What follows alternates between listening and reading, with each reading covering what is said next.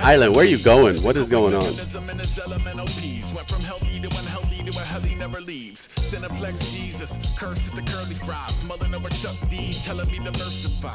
I'm at the supercut, souping up the wardrobe. Forecast looking like an Ash on 4 phones. Hello, hello, hello, hello. Base camp, bass in your face, fuck. Brace for the rain. Yeah, I will. Back in the back of the classroom after a magical nap in a vacuum. Act natural, whatever that means for you. Whatever that means for you. Whatever that means for you. Super fresh. Before climbing douchebag. Oh, jeez, Rick, I don't know about that. Hey, Morty. I think we need to. Oh no, Rick, please, Rick, you're a pickle. Oh, jeez, you need. I don't know if that's a good idea, Rick. That's Alicia's favorite voice.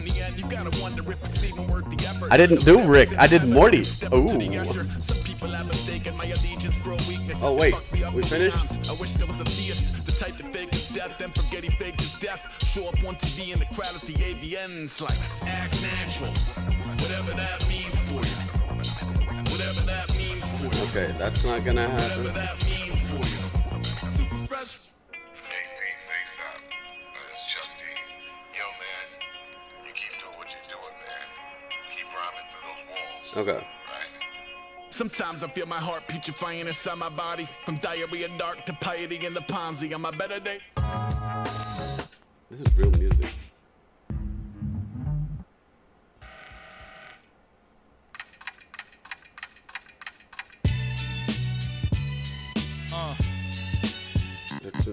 Boom, boom. This song's hot. Royce the 5'9". All right. Anyway, let's keep this in the background. All right. So mods, Kimmy, whoever, make like a long clip of this. Let me get the NPR story first. Hold on.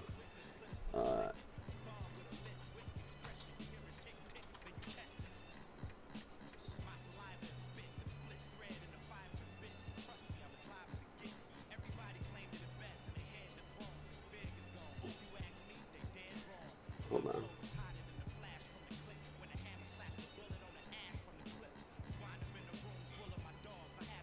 No, that's... Is this it? Yes.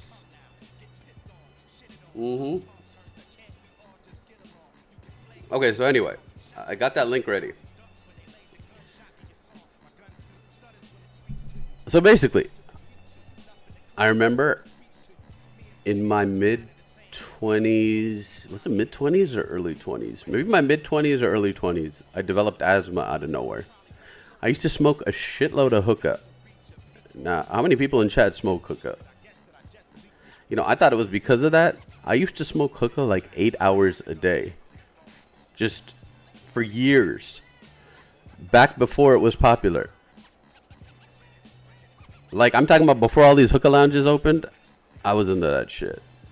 Because I got introduced to it by a friend of mine. But anyway, I smoked that for years and I developed asthma. And I was like, how the fuck did I develop asthma? Because I was always super athlete, you know, growing up.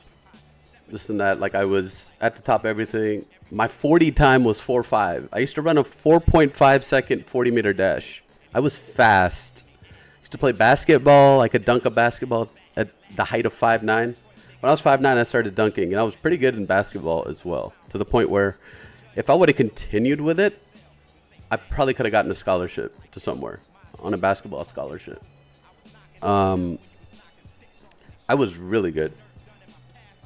In any sport I used to play, I was just natural. I was always one of the best.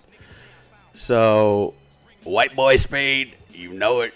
Can we get some come on bros in the chat? So anyway, it was weird for me to sit and develop asthma because I was like, where the hell did this shit come from? But then eventually my asthma started getting worse and worse. And it started turning into infections with the asthma. Chest infections is what I used to get a lot of.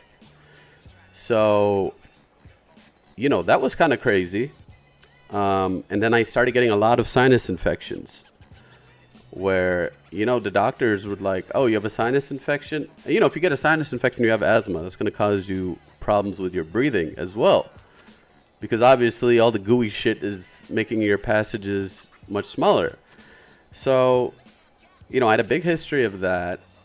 And then I remember I used to work for Bank of America at one point as a small business banker. This was many years ago. And I remember, I used to work out all the time as well. And, I was getting a little sick at the bank, and they needed me there because I was the only one that could do what I could do. And we were the, most prestigious branch in all of Bank of America because we had the most amount of money running through it because we had a lot of corporations and stuff by us and a lot of wealthy people in our area. So, I just remember I was at the gym with a friend of mine. She'd just broken up from her boyfriend. She's like, I want to get back in shape and get revitalized and this and that. And I was like, yeah, come with me. I work out religiously. So I remember going there, took my pre-workout supplement, and I almost passed out in the gym. I was like, what the fuck I couldn't see anything. My heart rate went up to 170 something. It was crazy scary. I told her, I was like, I gotta lie down. She's like, want me to call an ambulance? I'm like, no, don't. It's fine right now. So I told my doctor about it, and my doctor's like, you know what? That seems like it could have been some kind of cardiac event. He's like, let me send you to a cardiologist to maybe, get your heart checked out for any irregularities. So, the next week, I had an appointment with a cardiologist, and then the cardiologist, I was sitting in the waiting room waiting for the cardiologist to come in, and believe it or not, I had a freaking heart attack in the office waiting for him. I just started to remember I was sitting in the chair, and I just was like, why is everything getting so dark? Oh my God, my chest hurts. The left side of my chest hurts. So I'm freaking sitting there, like hunched over my chair. I remember the cardiologist walks in. Are you okay? I'm like, no. He's like, I just remember his shit was like, oh shit. He literally said that.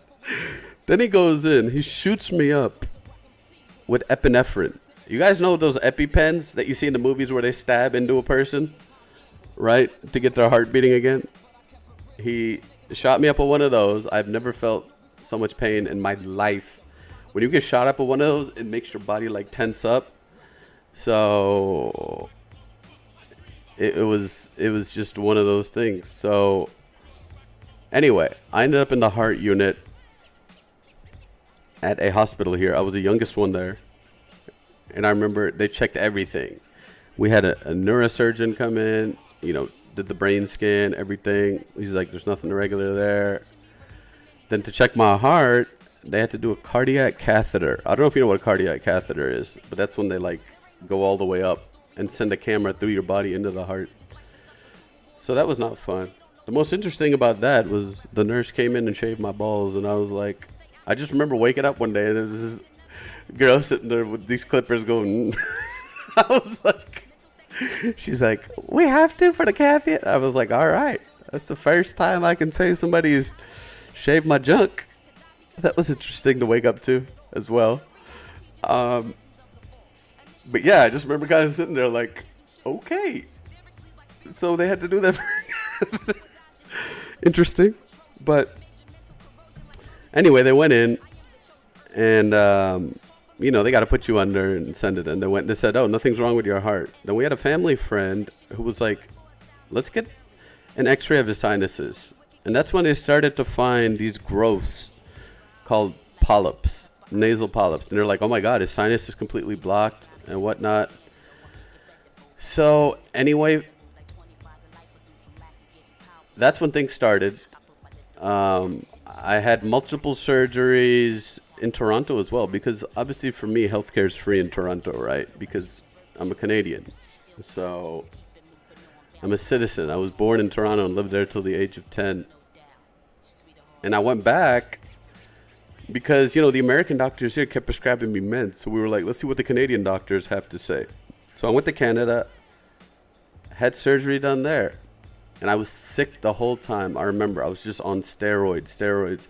You know these steroids that you're supposed to take when you get like a chest infection and your doctor sends you like a few days of steroids, like maybe 5 days, and then everything clears up. I was on steroids for months at a time.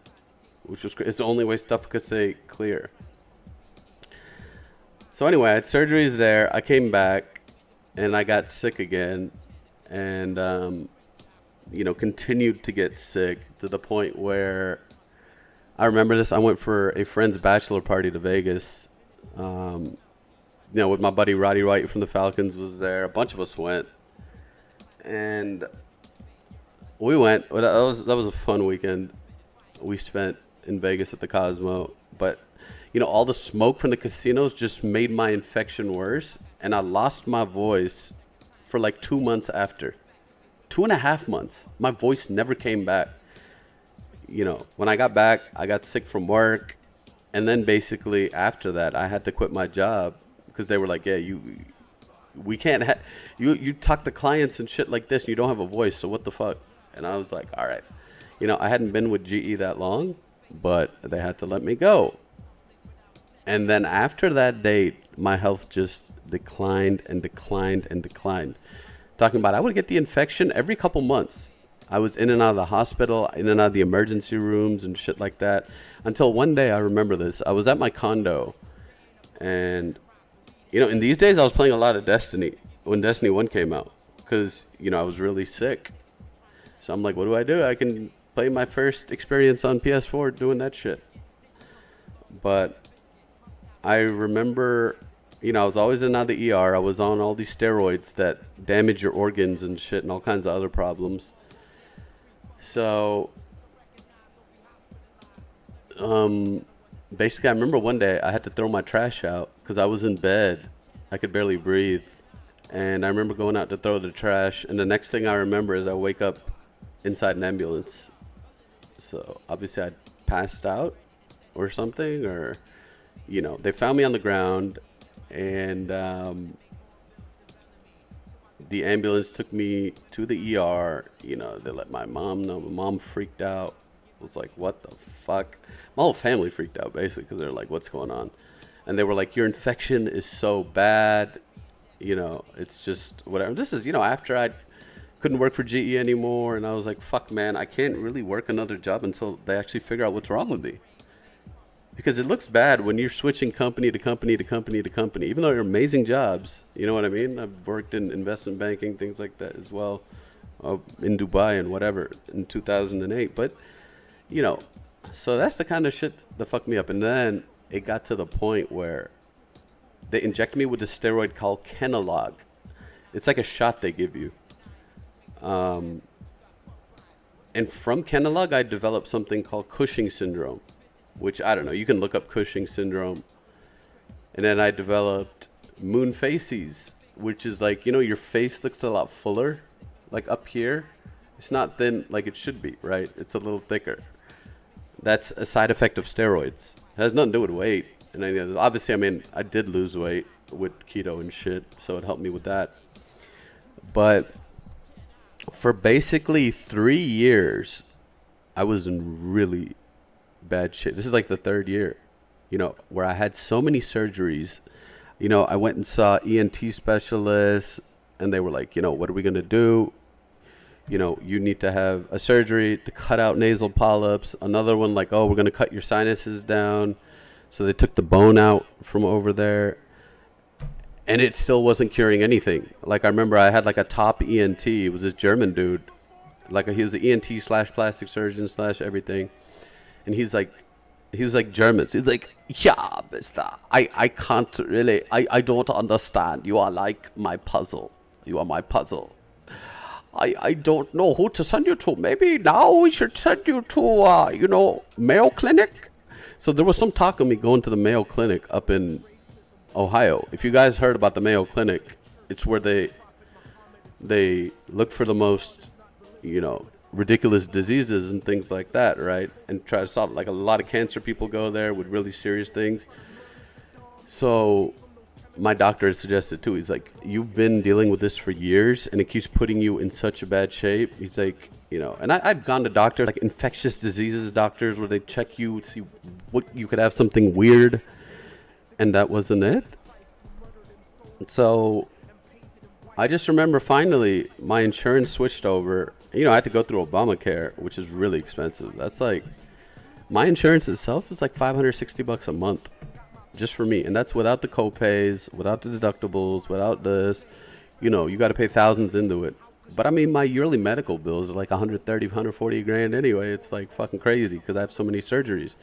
But anyway, I remember my insurance switched to Kaiser Permanente because they didn't offer, who was it, Humana, who I was with anymore. So I remember going to a doctor, an ENT specialist. You know, this is after developing all kinds of shit. I developed an organ insufficiency. My organs couldn't function on their own. It was like I needed to start having steroids every day of my life in order for my organs just to function, right? Which was really bad. And that, unfortunately, is a state I'm still in. I have to take steroids every day because my organs can't function. The reason being that the doctors gave me so many steroids that, you know, steroids basically overcompensate for your organs. Like, they clear up certain things so your organs don't have to. But I was on it for so long that when they tried to get my organs to function, like got me off steroids, I would get the worst cramps I've ever. I couldn't walk. It's like I would get a cramp in my leg that was so bad I would fucking scream. And I remember this, I'd be sleeping and they would wake me up. It was, man, that shit was so bad. I remember that. And so I was bedridden for like a year even. Like, not, you know, I'd get up to move and do certain shit and just get up and game and this and that, but I couldn't do much else. I couldn't go out, couldn't go walking, couldn't do shit. So that was like the last 3 years until this motherfucker at Kaiser Permanente. You know, I told him my story. The motherfucker asked me the question. He's like, hey, do you like tomatoes? I was like, yeah. I was like, you know, I'm like, what the fuck is this motherfucker asking me about? I was like, I eat pasta all the time. Like, what the fuck? He's like, I want you to do something. He's like, go home today, grab a whole tomato, and eat it. And pay attention to your asthma. And I was like, what the fuck is this dude talking about? That's the weirdest shit I've ever heard. He's like, just let me know. So I remember I talked to my mom about it, and she was like, yeah, well, this motherfucker's a weirdo. I was like, isn't he? Like, to suggest something like that? So now I went home, got a tomato, like a Roma tomato, ate it, sat there. Within 30 minutes, I had a fucking asthma attack. I was like, what the fuck? You know, I didn't notice it before because I always had trouble breathing. That's just been my history the last few years, right? So I hit him up, and he's like, you know what? I think what you have is aspirin exacerbated respiratory disease. I was like, what the fuck did you call me, motherfucker? I was like, he said aspirin exacerbated respiratory disease, also known as Samter's triad. And he's like, we're going to send you to an allergist who's going to treat you. You have intolerance to aspirin. And I was like, I don't eat aspirin. I was like, when I get headaches, I take fucking, you know, freaking ibuprofen and shit. He's like, no, you have sinus headaches, which aren't treated with that. Because I didn't tell you guys about the migraines I got. And I've had at this point, like, they don't get dealt with by regular meds. Like, I had to be on Percocet. You guys remember, how many of you are old school that remember me having to take Percocets before I started smoking?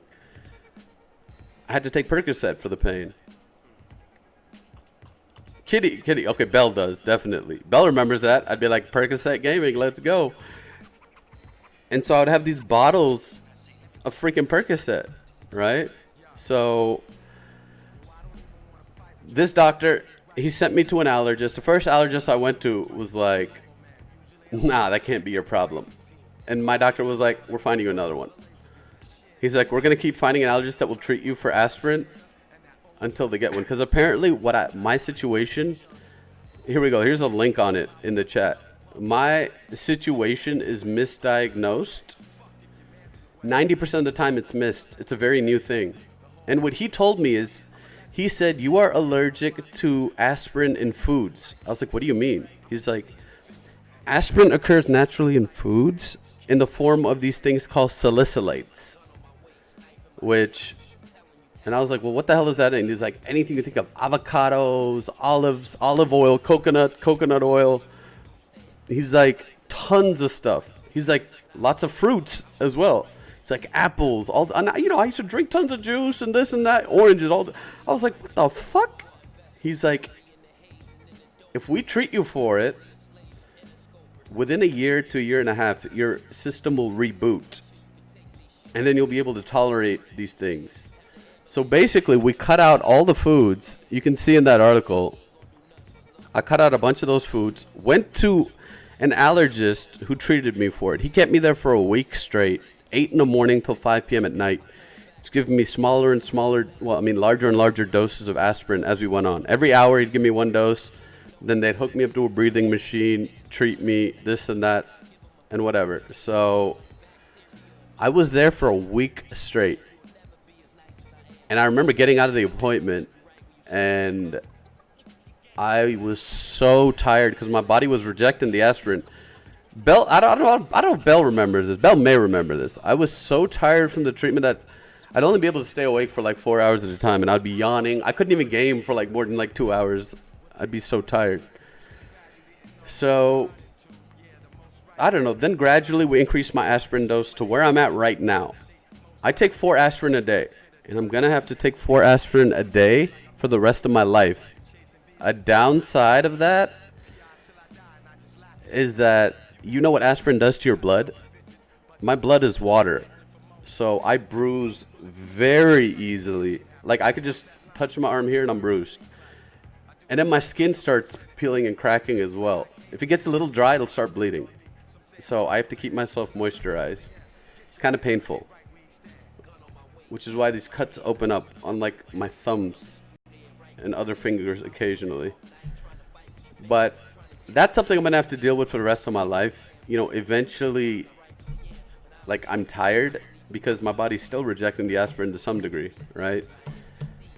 But once my system gets rebooted, that's when I gotta decide whether I want to go back and, you know, join. I think I joined then when you would stream for only like 1 or 2. Yeah, that was it. Like, I couldn't do it. Even to stay awake for 8 hours, I would have to chug coffee. And, you know, I was never a coffee drinker or anything. That's just kind of how it was. So, that's kind of where I am now, right? I mean, most of you guys know. I told you, I haven't worked in like 3 years because I haven't been able to, right? Because I'm in this middle stage where I'm recovering. My organs are never going to be the same. You know, but it's fine. I'll do all this. And I had to cut my insurance off last month. I was like, man, I just can't afford the $569 a month. That shit's ridiculous. Plus, on top of that, you got to pay for medications and this and that. So we'll see what happens. It just sucks that Twitch doesn't offer any kind of health insurance thing for gamers. Like, obviously, we're considered subcontractors of Twitch. That's how they can get away with it. But this is something that I thought about. I'm like, man, a lot of the Twitch community should get together and buy like a group health plan. Like somebody should arrange that.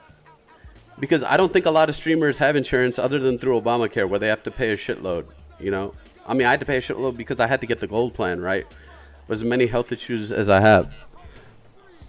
So, that's that, but that's my story, right? So I'm in the recovery phase now. And that's how I got so involved in Twitch like the last few years. I mean, don't get me wrong. I've been on Twitch since it was Justin TV. Like everybody can see, this account itself is from 2009. But I came to like Justin TV in 2007. I used to stream even about, I want to say 7 years ago. 8 years ago, I used to average 100 to 200 viewers in that range when I used to stream. So, like you can type here account age. Account age. I think I had that right. There you go. And that's just this account, right? Twitch has only been around for 4 years, by the way. So I'm older school than the majority of these old school streamers you see on Twitch right now. Like, look at Soda Poppin'. Soda Poppin', look, some of the biggest old school streamers. Oh, never mind. That's not what it was. Account age. See, let's look. Account age Soda Poppin'. See? I've been here 5 years longer than he has. I mean, the difference being, you know, when I had 100 to 200 viewers, I stopped streaming then because I was busy doing my thing. You know, those crazy party past photos that I have, me and the grills. So, you know. But even like what? Like Shroud. Let's see Shroud. Wait.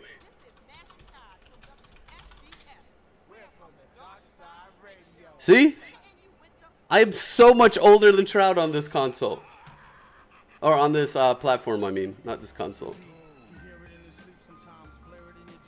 Like, we can check. Who's the old school streamer? No, you know who I remember? Forsen from way back.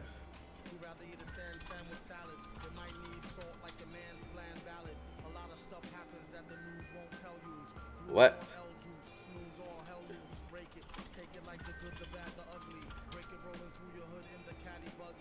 7 years. Yeah, see? He's one of the older ones. And that's what I remember.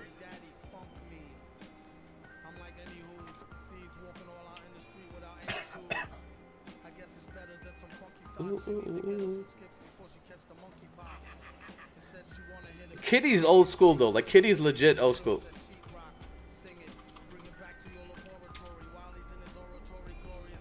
Oh, god damn it.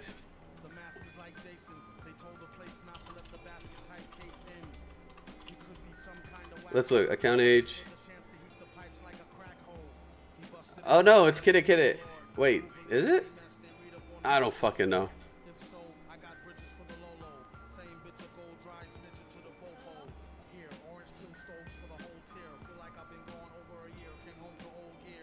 Warrior, did you want to do some duos?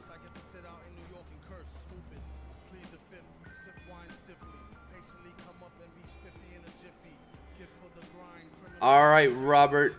Have a good night.